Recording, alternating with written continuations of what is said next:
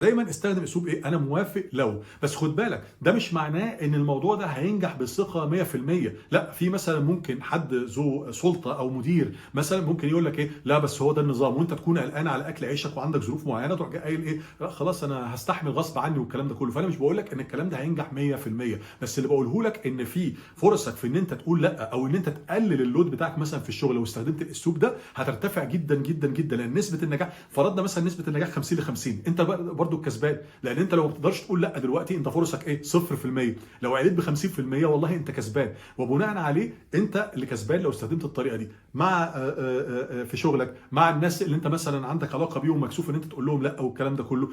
جرب دايما انا موافق بس لو حصل كذا كذا كذا، وحط اي حاجه تعجيزيه انت ممكن تكون عارف يا اما هم مش هيعملوها او حاجه تحل لك مشكلتك فعلا. زي موضوع مثلا ايه، الوظيفه اللي انا قلتها لك دي، لو حد من زمايلي هياخد مثلا التقارير الفلانيه، انا هعمل لك التقرير بتاعك، او المشاريع الفلانيه انا هعمل لك التقرير بتاعك يوم الخميس. تمام، فانت كده كده لو هو قال موافق خلاص انت شلت اللود من عليك. فهو ده اللي بقول لك عليه في الاسلوب ده. بس خد بالك من حاجه برضو تانية مهمه، ان الموضوع ده محتاج تدريب. ما تتوقعش ان هو يشتغل معاك من الاول، لازم تقعد تتدرب، ولازم تغير عقليتك ان انت ما عندكش مشكله ان انت تقول ايوه لو والكلام ده كله. ولازم ايه تجرب مره واثنين وثلاثه. جرب الاول على حاجات صغيره مع ناس ليسوا ذو اهميه كبيره في حياتك مثلا العاطفيه، او مثلا ليسوا ذو اهميه كبيره من